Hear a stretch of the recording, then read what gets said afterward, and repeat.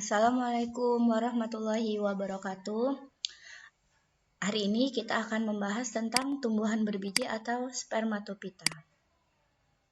Apa sih yang dimaksud dengan tumbuhan berbiji atau spermatopita? Spermatopita itu berasal dari bahasa Yunani, sperma itu biji, piton itu tumbuhan.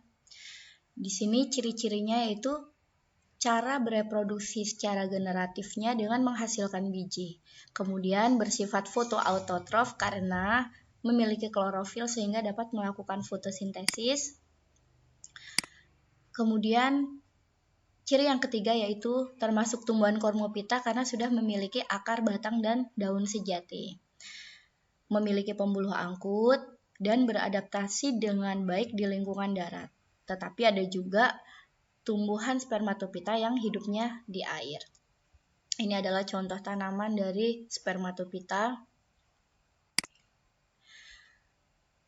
Kemudian bentuk tubuh spermatopita itu ada 4. Yang pertama adalah semak. Di sini dengan ciri berbatang pendek, merayap, dan berumpun. Contohnya adalah rumput teki. Bentuk yang kedua yaitu perdu, yaitu seperti pohon tetapi batangnya kecil dan pendek. Contohnya adalah cabai. Bentuk yang ketiga itu pohon, berbatang besar dan tinggi, contohnya adalah pohon jati. Bentuk yang keempat yaitu liana, yaitu seperti tali tambang, tumbuh melilit pada pohon lain. Contohnya adalah sirih. Berdasarkan letak bakal biji atau bijinya, spermatopita dikelompokkan menjadi 2. Yang pertama gimnosperme atau tumbuhan berbiji terbuka, yaitu bakal bijinya tidak dilindungi oleh daun buah atau karpel, atau bijinya berada pada bilah strobilus berbentuk sisik. Ini adalah contoh-contoh tanamannya. Kemudian yang kedua adalah angiosperme atau tumbuhan berbiji tertutup. Di sini bakal bijinya dilindungi oleh daun buah atau karpel, dan ini adalah contoh tanaman angiosperme. Klasifikasi gimnosperme. Yang pertama ada Cicadinae, kemudian Coniferae, Gnetinae, dan Gingoinae. Dan ini adalah contoh-contoh dari tanaman gimnosperme. Mari kita bahas satu-satu. Yang pertama ada Gnetinae, yaitu batang ada yang bercabang, ada juga yang tidak. Kemudian daun tunggalnya berbentuk lembaran dengan susunan daun berhadapan dan tulang daunnya menyirip dan merupakan tumbuhan berumah 2. Dan contohnya di sini adalah Gnetum gnemon, ini tidak asing lagi ya, atau biasa kita sebut dengan nama tangkil atau melinjo. Kemudian ada Ephedra. Kelompok yang kedua ada Gingoinae. Contohnya yaitu Ginkgo biloba yang merupakan satu-satunya anggotanya yang masih hidup. Disebut fosil hidup karena diperkirakan telah ada di muka bumi sejak 217 tahun yang lalu. Lama sekali ya. Daun-daunnya bergerombol, bentuknya kipas seperti suplir, tulang daunnya mirip rusuk yang menonjol. Kemudian berkembang biak dengan strobilus dan merupakan tumbuhan berumah 2. Ini adalah contoh dari Ginkgo biloba tanamannya, dan ini adalah daun dari Ginkgo biloba, mirip sekali ya dengan daun dari tanaman suplir. Yang ketiga ada Coniferae, itu berupa pohon yang tinggi, daunnya kecil, tebal, seperti jarum atau sisik. Tampak selalu berwarna hijau atau evergreen. Berkembang biaknya dengan strobilus dan umumnya merupakan tumbuhan berumah 1. Di sini contohnya ada Pinus mercusi. Ini yang dinamakan strobilusnya. Kemudian ada juga tanaman damar. Ini adalah contoh yang lain. Cicadinae disebut juga palem sagu karena bentuk fisik tubuhnya mirip sekali dengan palem, tetapi bukan golongan palem sejati ya. Batangnya pendek, tidak bercabang. Daun majemuk dengan helaian daun menyirip, daun mudanya menggulung seperti tumbuhan paku. Daunnya tersusun dalam roset batang, berkembang biak dengan strobilus dan merupakan tumbuhan berumah 2. Dan ini contohnya itu Cikas rumpi. Ini gambar dari strobilus jantanya dan ini yang betina. Zamia sp juga termasuk salah satu contoh dari Cicadinae. Kemudian bagaimana sih Gymnospermae ini melakukan reproduksi atau melakukan perkembangbiakan? Di sini saya contohkan tanamannya pinus. Jadi pohon pinus yang sudah dewasa itu akan membentuk strobilus jantan, yang ini strobilus jantan, dan akan membentuk strobilus betina. Strobilus jantannya itu mengandung ratusan mikrosporangia yang mengalami pembelahan meiosis menghasilkan gametofit jantan berupa butir-butir serbuk sari.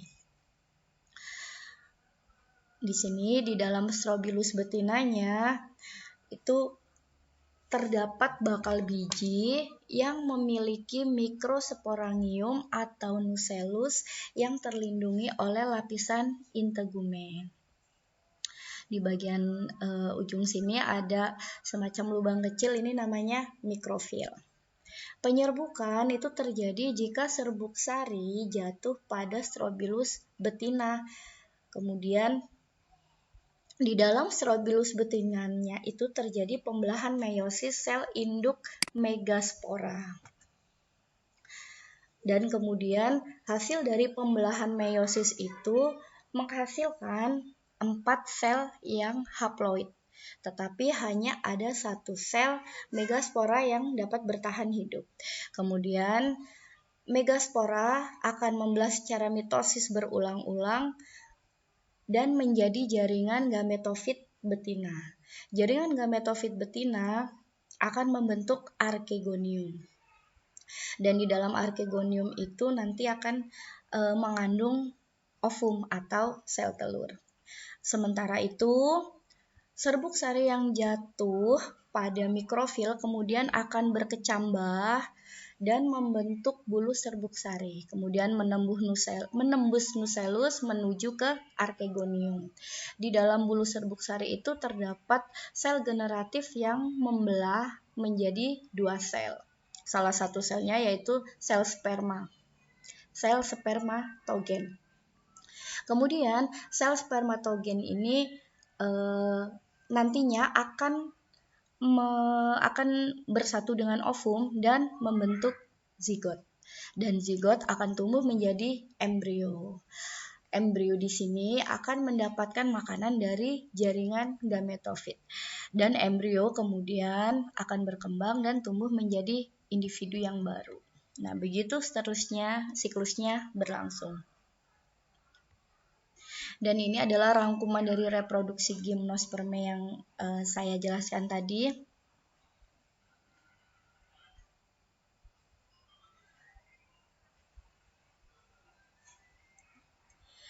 Apa sih manfaat dari Gymnospermae? Oke, yang pertama sebagai bahan industri kertas itu contohnya pohon damar, kemudian sebagai bahan obat-obatan itu contohnya ginkgo biloba dan pinus, sebagai bahan kayu bangunan contohnya itu adalah agathis damara, sebagai bahan kosmetik itu ginkgo biloba, bahan makanan itu genetum genemon, melinjo, sebagai tanaman hias itu Sikas rumpi atau pakis saji, dan sebagai bahan industri terpentin itu Pinus sp. Oke, dari Gymnospermae kita akan lanjut ke Angiospermae atau tumbuhan berbiji tertutup. Disebut juga Anthophyta atau tumbuhan berbunga karena memiliki bunga sebagai alat reproduksi seksualnya. Jadi ini berbeda dengan Gymnospermae ya. Kalau Gymnospermae itu menggunakan strobilus, kalau Angiospermae ini menggunakan bunga untuk alat reproduksinya. Di sini bunga berisi organ reproduksi yang nantinya akan membentuk buah dan biji. Kemudian di sini bunganya tersusun dari 4 bagian utama, ada kelopak, mahkota, benang sari, dan putik. Kelopak bunga itu biasanya berwarna hijau dan mahkotanya itu biasanya berwarna indah dan mencolok. Jadi kita bisa lihat saja di sini ya gambarnya. Bagian di sini namanya dasar bunga, kemudian ini adalah kelopak bunganya yang biasanya berwarna hijau. Di sini ada mahkotanya yang biasanya berwarna mencolok dan indah. Kemudian Di sini ada yang namanya benang sari. Benang sari ini adalah alat kelamin jantannya. Pada benang sari ada yang namanya kepala sari dan tangkai sari. Ini adalah tangkai sarinya. Kemudian putik merupakan alat kelamin betina. Ini adalah putiknya. Jadi terdiri dari ada bakal biji, kemudian tangkai putik dan kepala putik. Angiospermae dibagi menjadi dua kelompok, yaitu monokotiledon dan dikotiledon. Ini adalah perbedaan dari dikotil dan monokotil. Jadi kita bisa lihat dari jumlah keping bijinya, namanya monokotil itu keping bijinya 1. Kalau dikotil itu keping bijinya 2. Kemudian untuk akar, kalau untuk monokotil itu akarnya serabut, kalau untuk dikotil akarnya tunggang. Selanjutnya untuk pertulangan daun, untuk monokotil itu sejajar atau melengkung, sedangkan untuk dikotil biasanya menjari atau menyirip. Dan untuk batangnya, untuk monokotil itu tidak punya kambium, berbeda dengan dikotil yang memiliki kambium. Dan untuk bagian-bagian bunganya pada monokotil itu terdiri dari 3 atau kelipatannya, sedangkan untuk tumbuhan dikotil terdiri dari 4, 5 atau kelipatannya.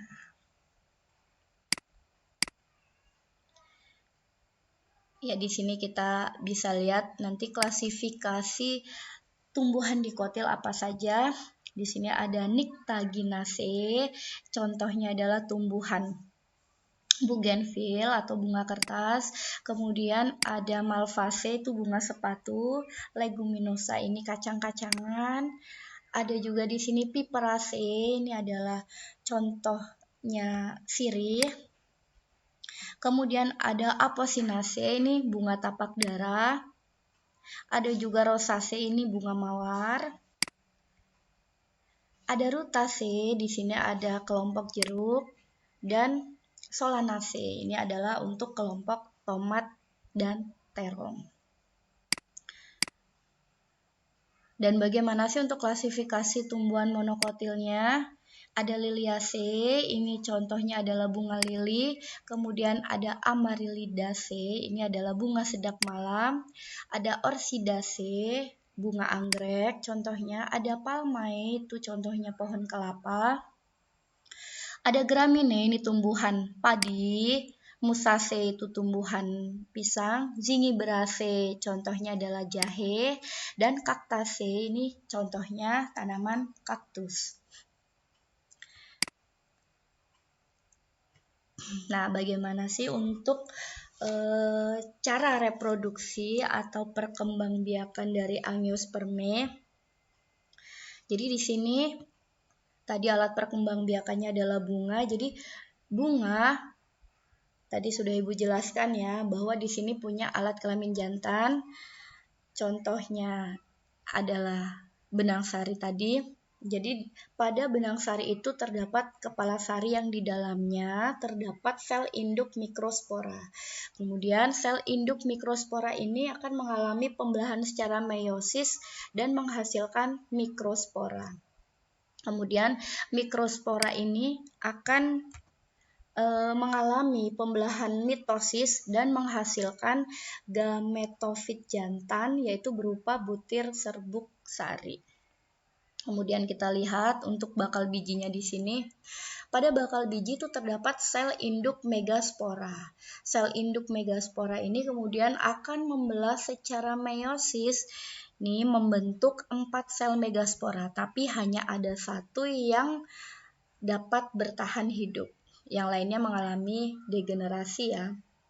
Kemudian di sini megaspora akan membentuk gametofit betina atau sel kandung lembaga yang kemudian inti kandung lembaganya itu membelah secara mitosis berkali-kali dan menghasilkan 8 inti atau 8 nukleus. 8 inti itu terdiri dari ada 1 ovum, kemudian ada 2 sinergit, ini di samping kanan kiri ovum, kemudian ada 2 inti polar dan 3 antipoda. 2 inti polar di sini akan bersatu dan kemudian membentuk inti kandung lembaga sekunder.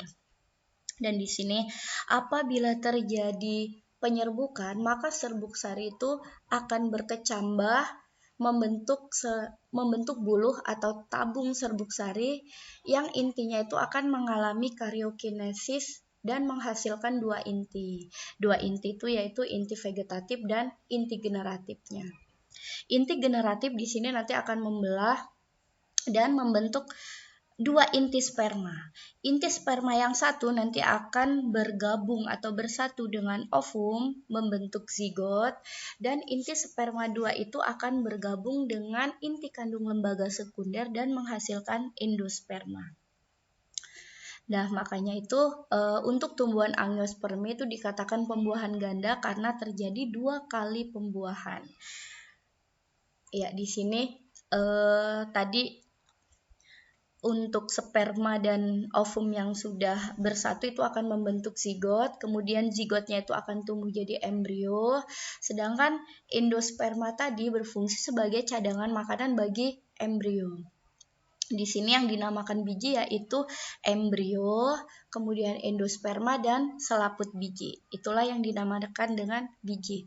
Kemudian biji ini akan berkembang dan tumbuh menjadi individu baru. Begitu seterusnya siklusnya berlangsung. Dan ini adalah rangkuman dari skema siklus hidup angiospermi.